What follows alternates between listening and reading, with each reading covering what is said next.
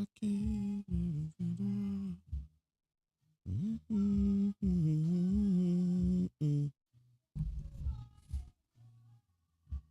All right, family, glad to be back with you.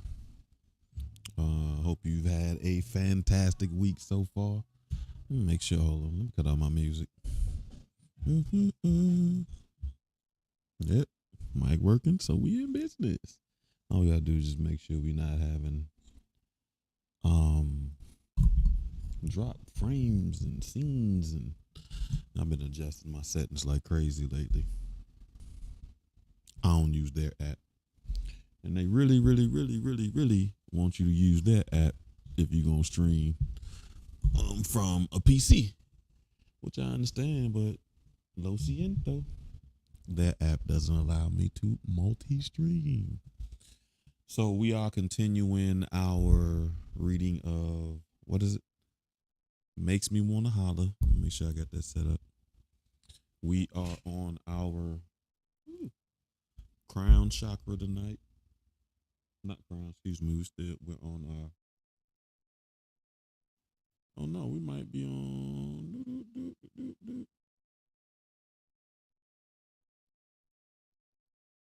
I'm confused.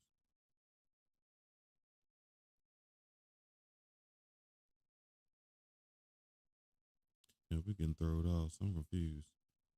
I got us set up for the root, so we might actually be on crown. Lo siento. We're gonna go into the weekend grounded and feeling good about ourselves. So root chakra's good. What did it say? Some pollen decreasing tomorrow. Thank you. I look forward to when I start immunotherapy, because seasonal allergies for every season is a wild life to live, right? They talk about seasonal allergies like it's just gonna be one season, but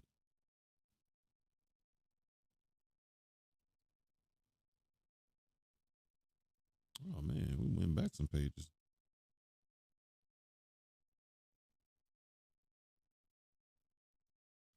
Hold on.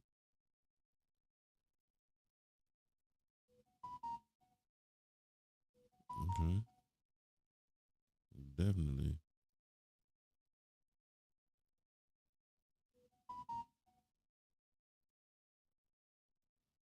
Okay, maybe not.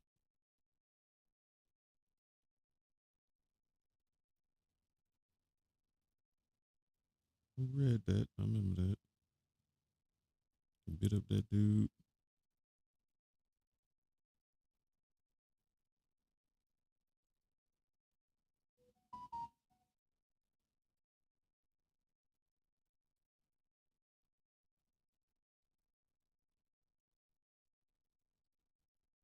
Cool. We're gonna start on chapter 8 then when we get there. Uh we did 369 on Thursday, so I think Tuesday.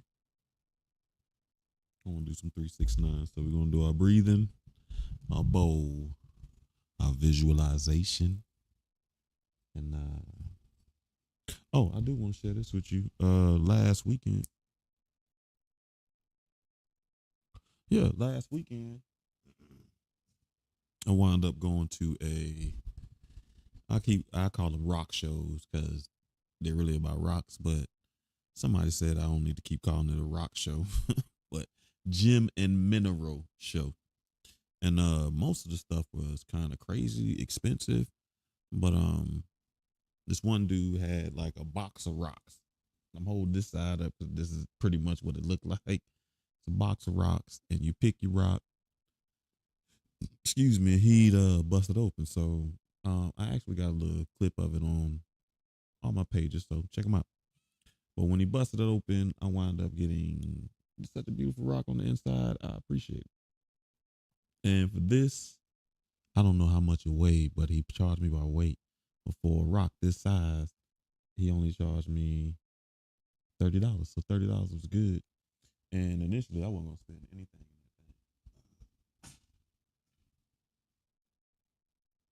I was not gonna spend anything in there because prices were ridiculous. Is my camera time?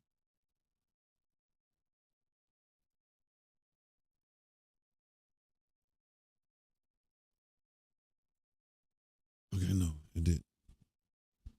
Maybe it didn't.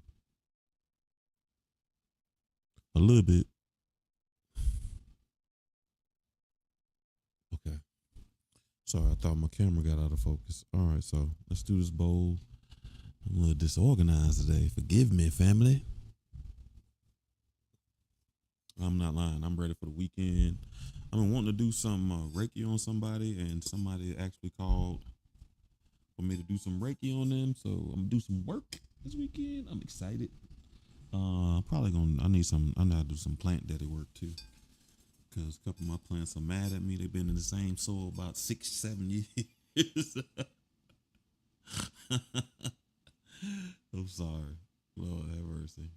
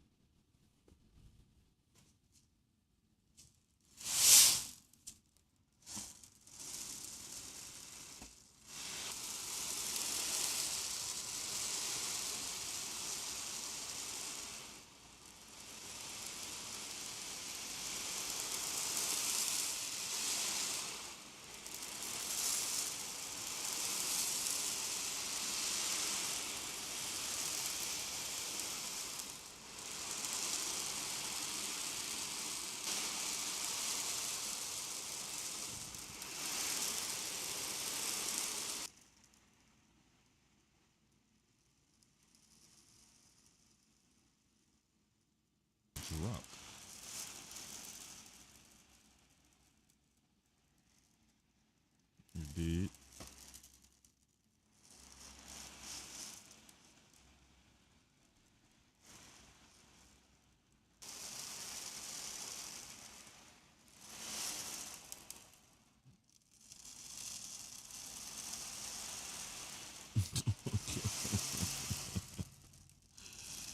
Y'all forgive me.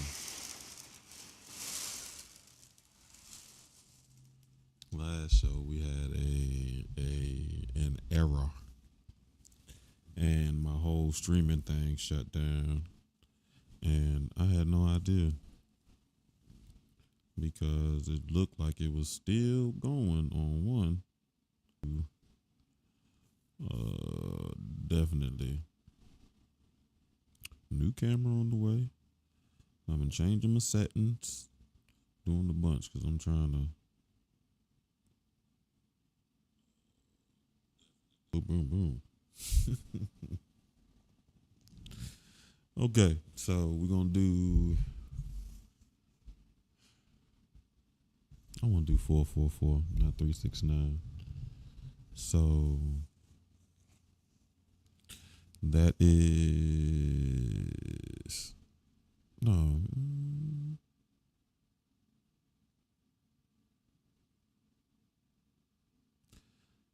Breathe in for 4, hold for 4, release for 4. We're gonna do it 4 times. 3, breathe in 4, 2, 3, 4, hold 4, 2, 3, 4, hold 4, 2, 3, 4, 4. Breathe in 4, 2, 3, 3, 4. Release 4, 2, 3, 4. Last time. Breathe in 4, 2, 3, 4. 2, 3, 4. We're dealing with on some grass. I'm gonna paint the picture now. You instead of you having your own, and you looking up at the sun, and it's a beautiful day. Bright green, deep, rich green grass, and you feel each blade of grass brush up against a calming energy coming from that ground as you're sandwiched between the earth and the sun. And as that calming energy begins to expand throughout your body, you can see that your body begins to connect to the earth, to that calming energy, to that stability, to that grounding, to that sense you see a new root from yourself grow and connect to the earth, and you receive nourishment from the earth. You're reminded of your greatness. You're reminded of your talents and everything in between. You're reminded of freedom and joy and stability. You are reminded of love. And as those roots get stronger and deeper into the soil of the earth, you feel those blades of grass begin to hug you tightly. A warm hug, a loving hug, a sure hug, a hug out the goodness.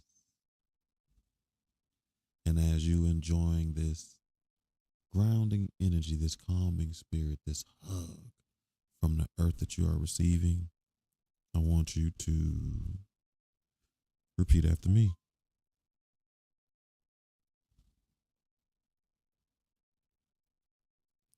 I am safe and secure.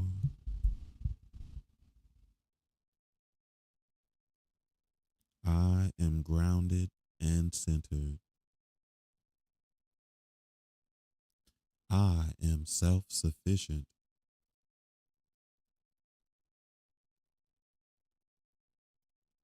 I am financially secure. I love being in my body. I am safe and secure. I am grounded and centered. I am self sufficient. I am financially secure. And I love being in my body. All right, so I think brother is at where's he at? KLS. Oh man.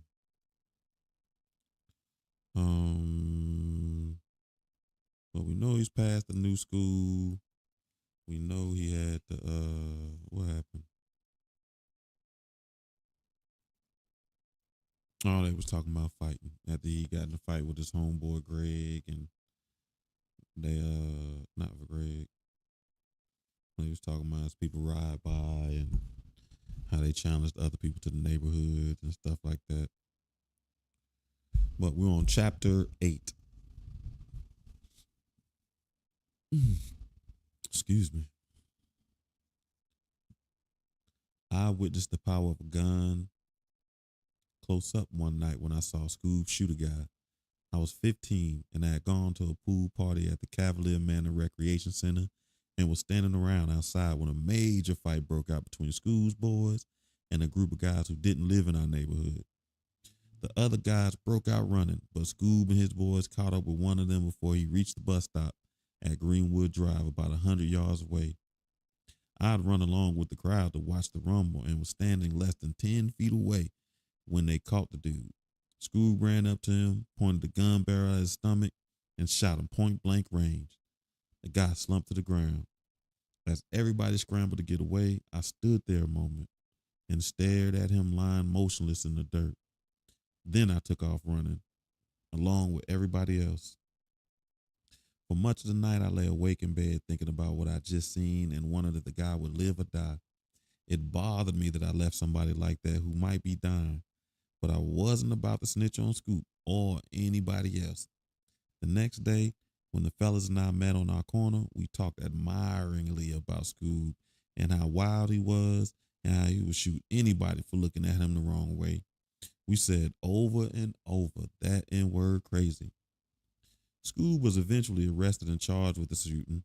The man he shot survived, and I think Scoob got off with probation. That was an amazing thing about Scoob. He always seemed to get away with the wild things he did. Nobody ever associated consequences with him. Scoob had a reputation for being trigger happy long before dudes on the block even thought about carrying guns. He was notorious for flashing all kinds of guns at the basketball court.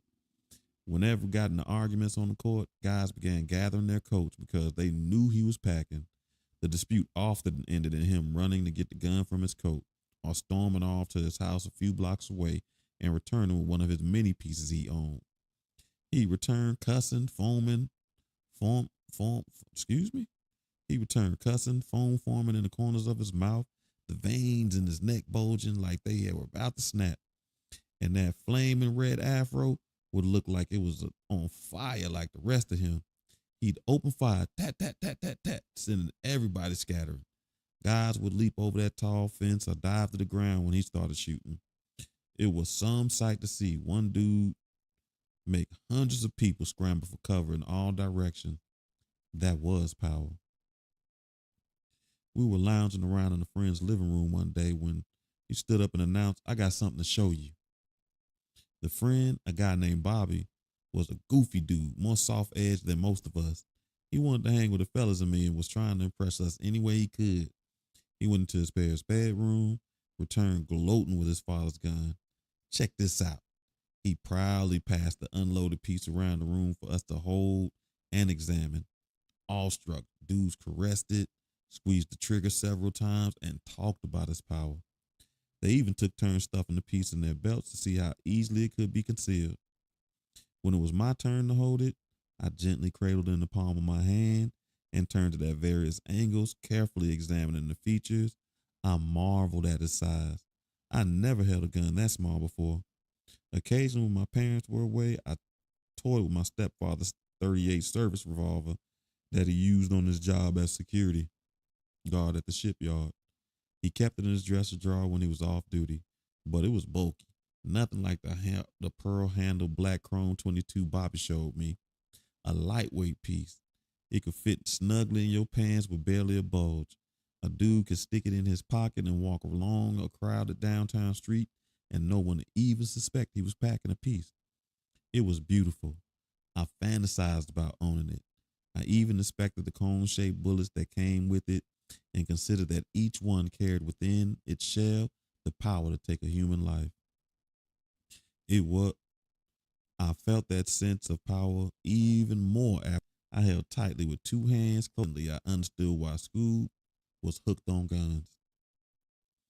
In many ways, high school marked a turning point for me. Most important, it marked the end of school days insulated in the neighborhood.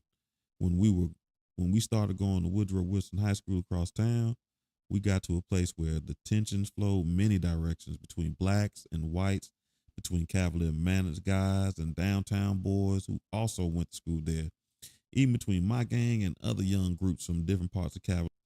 By the time I was 15, the fellas and I had solidly established ourselves as a combative bunch of young hoods. We often went to school dressed alike, sat together, and raised hell during Friday morning pep rallies. Pumped up with the testy, rumbling spirit of Cavalier Manor, we'd pile in the cars and go to nighttime football games armed with assorted knives and Bobby's father's 22. At halftime, we pimp around to the visitor side of the field, profiling and rapping the girls from competing schools. Other groups of dudes did the same thing. I saw them eyeing us, and we returned the hostile glares. Look at them punks. I thought they were bad, especially those outside of Cavalier Manor. I love those parties as much for the danger they pose as hard with some babe I honed in on. Frog Dicky, with his short self, might be dancing nearby with his hand barely reaching up some chick's breast. Lep, who always kept the towel slung over his shoulder to wipe the sweat, would up version of the two-step slow grind. Instead of shifting from one leg to the other in time with the tune, he stayed locked on one leg like he was dancing to a scratch record. The other fellas would be somewhere nearby talking trash, joning, and waiting for trouble to jump off with dudes from other groups. The specter of a rumble after a football game and parties always hung heavy. Often all it took was a minor excuse, an accidental brush against some dude's crumble involved rival groups in my own neighborhood. It was sparked partly by an old friend of mine from the fifth grade, a guy we called Shell Shock, who started swinging with the fellas. And when we got to high school, he had a brown belt in karate and had earned a strong rep in Cavalier Manor by kicking out the front teeth of an established old hood who hung with school. That was some feat since the hood, known as with that strong nut game, Shell Shock and I grew tight. He was kind of slow in school, but he seemed to know more than the rest of us about the streets.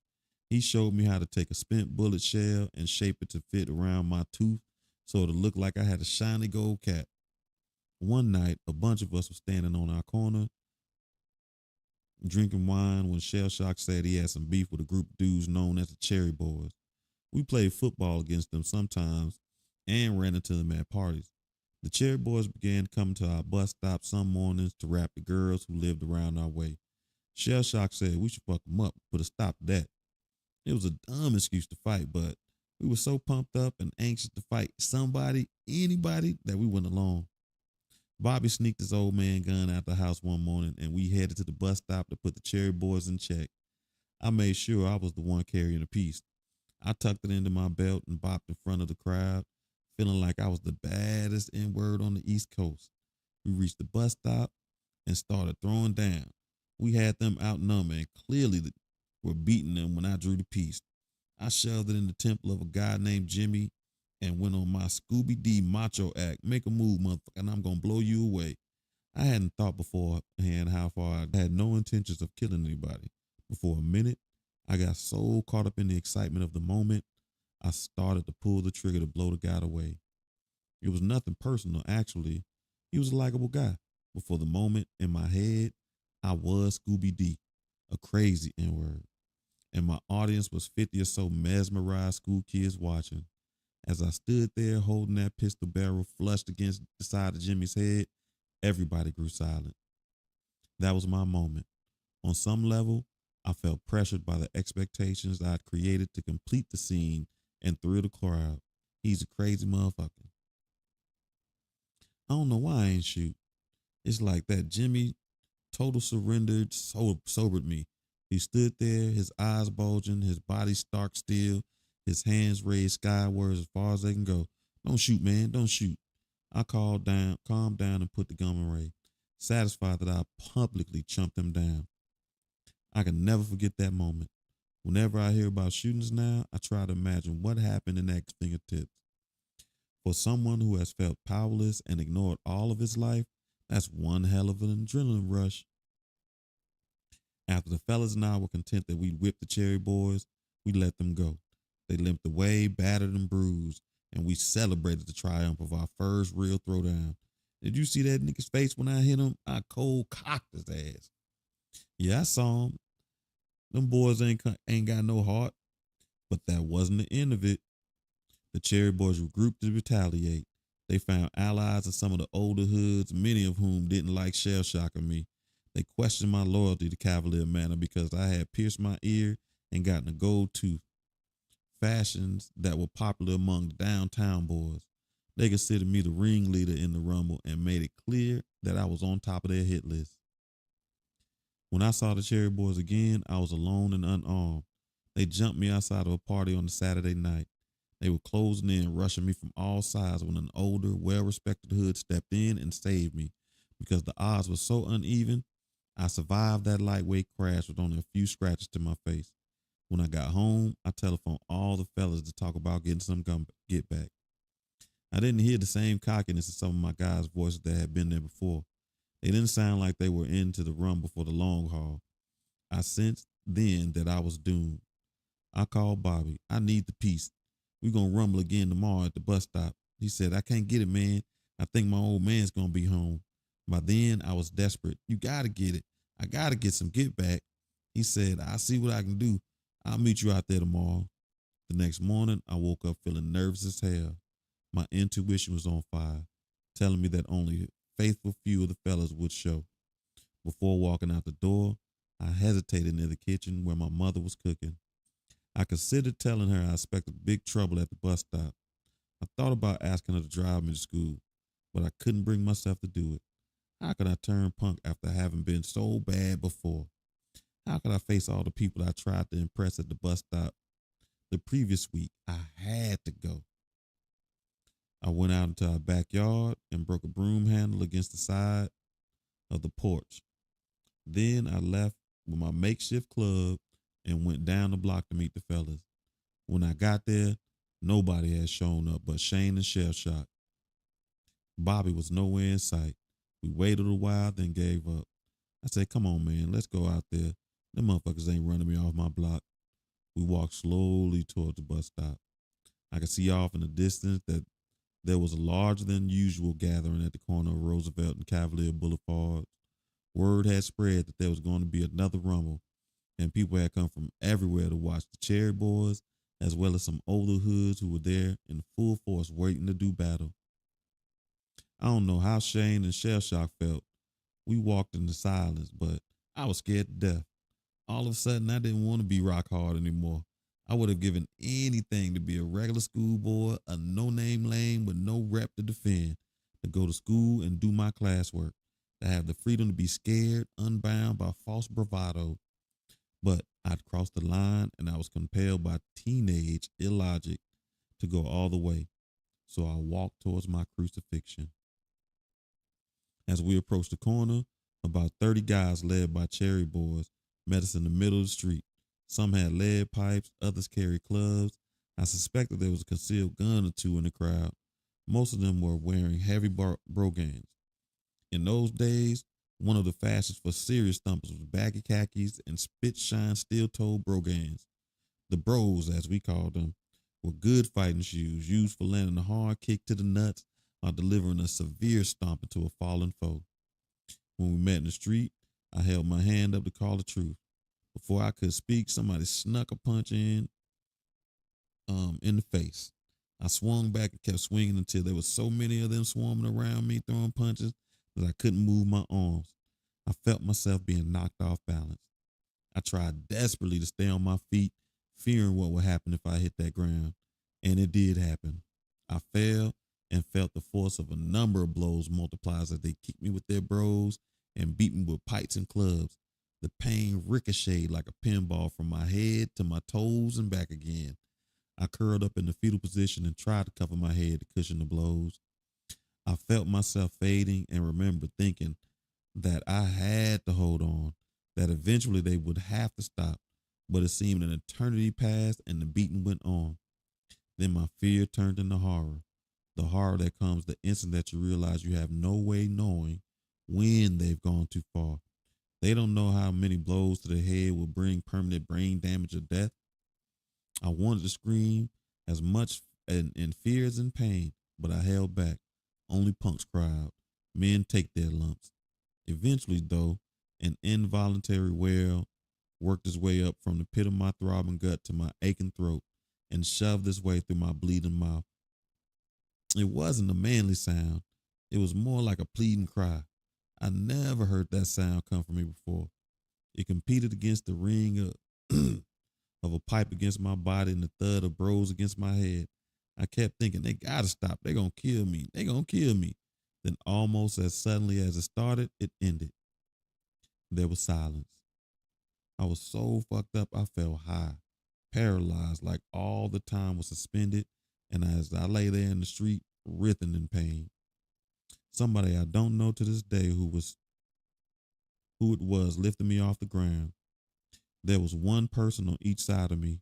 They threw my arms over their shoulders and lugged me back towards my house, which was less than 2 blocks away. My mouth bled so much that I almost gagged on my own blood. My vision was blurred, but I could make out the images of concerned neighbors who had run out of their houses and were standing around staring. I saw Shane lying on the ground inside a neighbor's fence where he had been beaten and tossed over. I didn't see shell shock anywhere.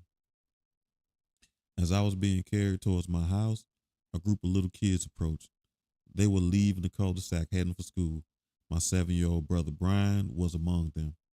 I saw the shock on his face when he saw me bloodied and limp. Somebody screamed, "Get him away from here. He don't need to see this." They took me inside the house and laid me down on the living room floor. My mother shot, ran and got a coat and car keys and instructed my helpers to lift me into the backseat of the car. She spared me to Portsmouth Naval Hospital emergency room. White doctors placed me on an examination table and began asking questions in the slow, deliberate manner that doctors have. Where does it hurt? Can you lift your arm? Are you allergic to medication? I grew impatient. How can I tell him where it hurts? It hurts all over. I just want the doctor to shut up and stop the pain. My body felt like it had been a battered heap of broken bones. I spent the day at the hospital and eventually learned where the damage was done. The doctor said it had been injuries to my vertebrae. They put my neck in a brace. They put my arm in a sling and treated me for bruised ribs. My face was swollen. Several of my teeth had been knocked loose. The tip of my faith gold bullet cap fitted over one of my teeth had been knocked into my gums, cutting them so badly. Assorted other pains roamed my body. I stayed home in bed for more than a week recuperating. In that time, I relived the fight in my mind 1,000 times. Friends called and came by to visit and tell me the other details about what happened. Shane, I learned, took a pretty bad beating, but he was all right. Shell Shock got jumped too, but he survived. I heard Fraud Dickie and some other fellas had arrived late at our meeting spot. When they came up the street and saw us getting double banked, they turned around and ran home. As far as I know, Bobby never showed up with his father's gun. When Shell Shock came over, he suggested we retaliated against some of our own guys for punking out. Then get back on the Cherry Boys. But I was in no mood to talk about fighting. Fuck it, man. It don't matter. That fight proved some things to me that I'd sensed all along but never acknowledged. I was too puny to be a heavy thumper. My frail body could never take a beating like that. I also realized that I couldn't depend on other people to come through for me. When we were hanging, the fellas and I had pledged to go down together, if and whenever necessary. Now I saw that was mostly talk.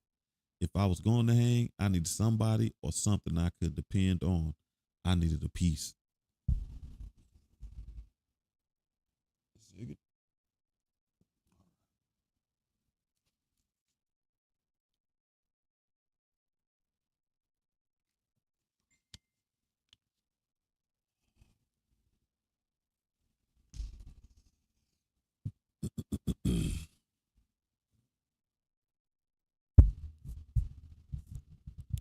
Initially, I used Shell Shock Mother's gun, a neat little two-shot Dillinger that fit nicely into my pocket shirt or pants.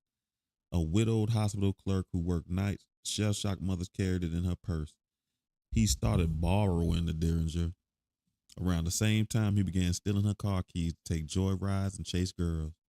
Meanwhile, I put the word out on the street that I was looking for a piece, and somebody came up with exactly what I wanted, a compact 25 automatic. School was always known for carrying big guns, 44 Magnums and 357s. Over time, as the gun craze caught on, other dudes began going for bigger and more impressive looking pieces too. Eventually, the fellas and I had built an arsenal that included a mix of lightweight and powerful stuff, several handguns, a sawed-off shotgun, and a high-powered 30-30 rifle. We worshiped those guns. We practiced shooting at targets in the woods. We took aim in the street dining room, cleaning our weapons and talking. I accidentally almost shot a dude we called Whiskey Bottle. I thought I'd unloaded all the bullets from my gun when I pointed it his way to make a conversational point. Whiskey was standing in the kitchen sink drinking water when the gun fired. Bam! For a full minute, the world stood still. Everybody in the room, including me, closed their eyes, too scared to look and afraid to speak. Somebody shouted, "Nate!" They just knew I'd killed Whiskey. When I opened my eyes, I was relieved. Whiskey was still standing. I was shocked and speechless, but alive and well. We all stood up from our seats and went over there where he stood and saw the bullet had struck the cabinet directly beside his head. It missed him by a few inches. Carrying a gun, the next greatest power is the ability to take one. When carrying a gun, I was full of that sense of power. I felt confident, invincible, like Scooby D. For me, guns were life's great equalizer. When I was armed, the older hoods who had once seemed so intimidating didn't faze me anymore. And I no longer feared going across town or being double banked by 2 or even 20 guys because I had the equalizer. Even grown-ups like my stepfather began to look more vulnerable to me when I had that piece nestled in my belt. My faith in the powers of guns came charging my way. Normally, I would have had to dash or take another head thumping, but I had that loaded 25 tucked in my coat. I had the equalizer and I wasn't scared. I waited until they got within 30, 20 yards of me and drew the gun, aimed and fired several shots into the crowd. Bam, bam, bam. They dove to the ground and then scattered like flies. It made me feel powerful to be able to scatter a crowd like that. I stood there for a moment full of a sense of what I've done. I just done until I stepped into the house. Then I got scared. Late on school nights, I stopped, looked at her like she was crazy, and shook my head. Okay, Ma. I wanted to say more. I wanted to tell her what happened in case the police came to the house. I wanted to say, "Ma, I think I may have shot somebody." Instead, I kept quiet and I went to bed. I heard talk the next day that the bullets had grazed the dude's hand. The police never came by, but that was no surprise. The Cherry Boys weren't the kind of dudes to snitch to the cops. I knew that if one of them had been shot, they'd try to get something to get back. So at peace, I would fear no man, not even Scooby D. Chapter 9, War. The feud with the Cherry Boys probably would have resumed until somebody got seriously hurt or killed, but it was interrupted by a more pressing matter. The Cavalier Manor went to war against downtown. I didn't know what sparked the battle. That was irrelevant. All I knew was that word went out that our neighborhood was at war, and that meant every able-bodied hood with a heart was expected to do its part. Cats in Portsmouth treated such urban combat with the utmost seriousness, building arsenals and planning tactical strikes like armies in a real war. Ooh, excuse me. Oh, excuse me. The word on the grapevine was Scoob and his boys had broken into the local National Guard armor recon floor, and remained there until the driver got them out. I had heard a lot about such wars when I went to Walters Junior High. I was thrilled when I became older, loyalty driven by the sense that as a resident of the manor, I was bound by some unwritten code to help defend its honor. I saw my first real action with Downtown Boys when Shell Shock and I went to a crowded dance at Douglas Park Recreation Center near downtown, staring at each other. The tensions were so thick that nobody dared to slow drag for fear of getting blindsided if something jumped off. I had my peace, and I remembered walking the guys from the manor inside. I assumed initially that they had left because drizzling rain, gunshots creased the air, hiding behind trees, houses, cars. Downtown boys would open fire from all directions, ambushing us. Guys from the manor drew and fired back, panicking innocent bystand party goers who got caught in the middle of the gun battle. Some ran screaming and dived for cover. Shrieking girls crawled in the mud under parked cars. Others, terrified, lunged to the wet ground and tried to cover their heads. It was wild. I'd never seen anything like it. For a moment, I just stood there, taking it all in. But I was caught up in the street glory. Besides, like many young people, I felt invincible.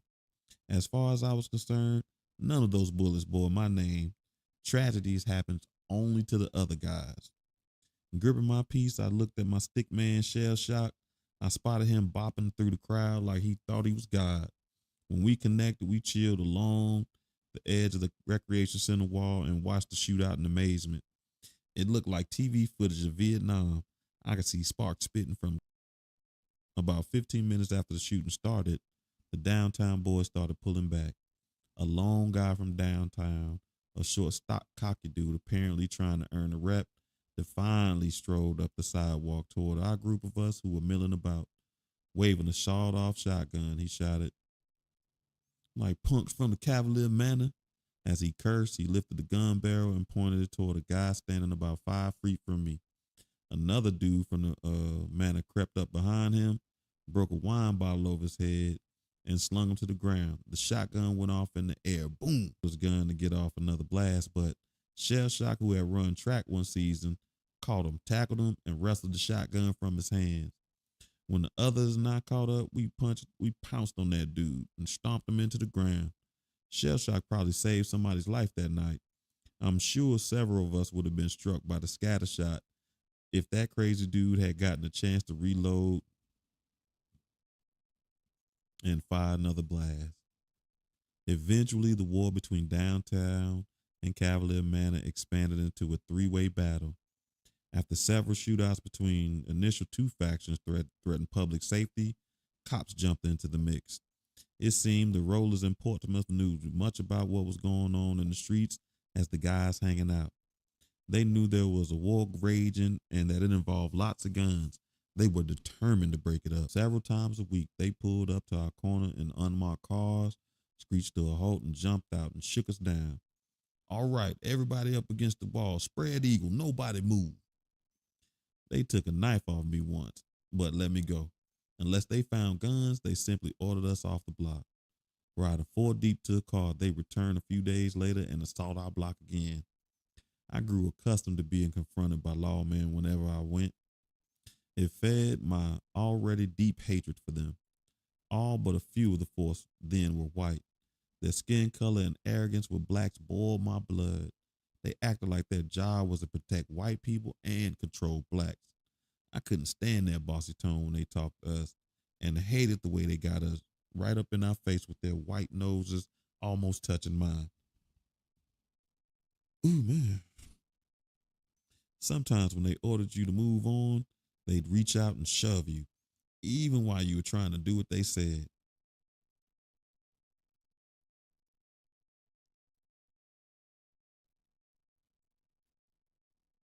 I knew what that was all about.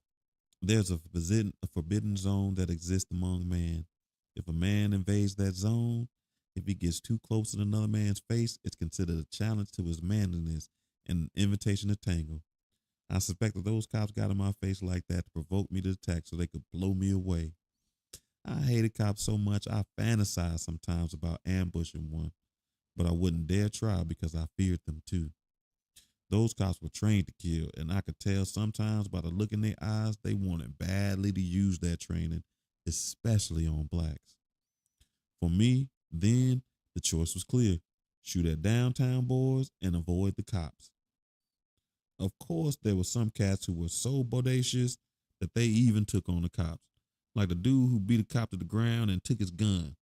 And of course, there was a cop story about Schooly D. Neighborhood lore had it that Scoob chumped the downtown state trooper once. The trooper pulled him aside for speeding on the interstate. When the trooper approached Scoob's car and leaned over, he looked right down the barrel of a sawed-off shotgun. According to the story, the shock trooper turned, walked away slowly to his cruiser, and drove away. At first, that story struck me as a little too wild to be true. But I hated cops so much that I wanted to believe one of them had been chumped down for a change. One of the downsides was war that it screwed up everybody's love life. Downtown boys couldn't safely come into our neighborhood and rap the girls, and we couldn't go downtown rapping without risking repercussions. When the war got underway, I was seeing a girl named Nita who lived in Lincoln Park Public Housing Project downtown. One night, Bimbo, Lep, Frog Dicky, and I caught the city bus on the spur of the moment to Lincoln Park to see Nita and meet some of her girlfriends. It was a big thrill then to cut crosstown girls. The word spread that we were there. One of Nita's friends rushed into the apartment and warned, "You better get out of here. Guys here getting ready to come after you." Nita told us to go out the back door. We stepped outside and saw a mob of guys coming down the sidewalk carrying sticks, pipe, bricks, broken bottles. None of us was armed, so we had planned on going to Lincoln Park. We had to think fast. I told the fellas, "Look, man, we got to make it to Portsmouth Boulevard to catch the bus. We got to make a dash for it. When I give the signal, make your break." We took a few steps toward the approaching mob, then said, "Now." We bolted across the street and took off after us, throwing rocks and hurling bottles. Then I heard the gunshots, tat, tat, tat, tat, tat. Anybody with common sense knows it's impossible to dodge bullets, but common sense fades in the face of terror. My mind told me to zigzag to dodge the bullets, so I zigzagged to the streets, making sure no one could get a steady aim and cut me down. Instinctively, the fellas and I split and ran apart from each other. When we reached Portsmouth Boulevard, we spotted a motorcycle cop riding by and flagged him down. I had never been so glad to see a lawman in my life. Breathless, we told him, "Some guys back there shooting at us." He called for reinforcement. That's when we realized Bimbo was missing. Bimbo was the fattest and the slowest runner of our bunch. That made him most likely to get caught by downtown boys or worse, struck by a bullet. We backtracked with the rollers to search for him. They flashed searchlights high and low but found no sign of Bimbo. I had images of poor Bimbo lying under a car in a dark yard somewhere, wounded, bleeding to death. After a while, the police told us to go on home. There's not much we can do to find him in the darkness. We'll check around for him tomorrow. On the bus ride home, we were somber. I felt guilty because I had taken the fellas unarmed into a rough, hostile neighborhood where we'd been ambushed. One of my partners was missing in action because of me. Lep asked, "Should we call Bimbo's mom and tell her what happened?" "I don't know," I said. "I don't want to think about talking to adults." Lep pushed the issue. "We have to call, man. Bimbo could be somewhere dead by now." "You gonna call his moms?" "Nah, we shouldn't tell her this on the phone," Lep said. "We gotta go over there and tell her." We reached Cavalier Manor after midnight. Walked wearily to Bimbo's house and rang the doorbell. A minute passed and then the door opened. Standing there in the darkness of the doorway was Bimbo, looking relaxed, refreshed, and of course, well fed. I shouted, "What the fuck you doing at home, man? We thought you were dead." Bimbo laughed. "Nah, man, I ain't dead. When the shooting started, I hauled ass through some backyards and caught a cab. I've been here a long time. I was wondering what happened to y'all." He's smart. Bimbo, the fattest and the slowest dude among us, had beaten us home. We laughed about that one for a long time because he took a cab. He wasn't crazy.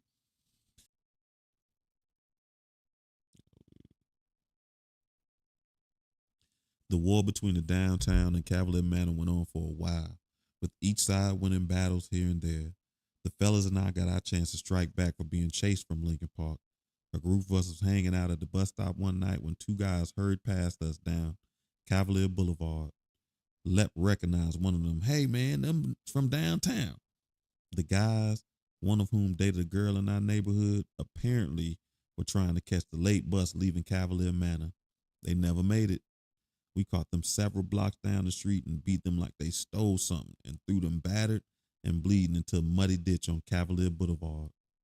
Weeks later, downtown boys came back with a stronger strike. I left the fellas on the block about 10 p.m. that night, going home and falling asleep. Later, I was awakened by a faint noise that sounded like firecrackers, followed later by a sound of some people crying out, "Help! Help!" I got he'd been shot in the side.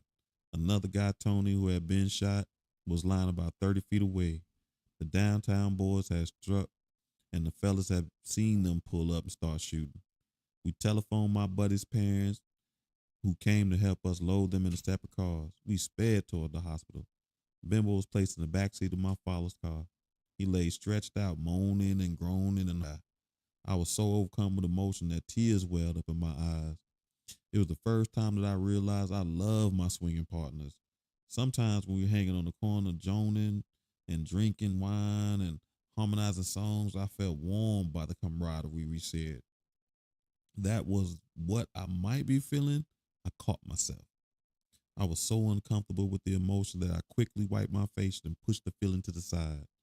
Bimbo and Tony survived the shooting, but spent weeks mending in the hospital. That incident made me realize that the war was serious business and I could get killed. I had missed being on that corner by half an hour. Park incident and the shooting attack in our neighborhood, Shell Shock and I was eager to get some get back. One night we waited until Shell Shock's mother fell asleep and we went out in her Chevrolet Caprice and pulled an extra set of keys and started the car. I had my 25 automatic fully loaded and ready to go. It was less than 5 miles to Lincoln Park. It wasn't hard to find marks in the compact community of attached brick apartments. There were only about 8 buildings. Shell Shock drove by slowly in dimly lit street and angled the car so that the passenger side where I sat faced the porch. When I gave word, he stopped the car and turned off. Kept my finger on the trigger till the empty, shattered windows and sending people off the porch diving for cover. When I finished, Shell Shock burned rubber out that place, keep the car lights off so nobody could see the license plate number. I had no idea whether somebody was struck by a bullet. For a few days about the shooting being in the newspaper or on the evening news. After a few weeks, I relaxed, feeling comfortable I had gotten away. Then I gloated over a successful strike. He was busting shots. They finally got some get back after his friend's Bimbo got shot. I hope you have a fantastic weekend. I look forward to seeing you Tuesday, where we are. What are we talking about? Normalize dysfunction and how it manifests in our lives. If I don't see you Tuesday, I hope to catch you next Thursday, where we will continue reading Makes Me Wanna Holler. So until then, from my soul to I hope yours. you have a great evening, family. Peace.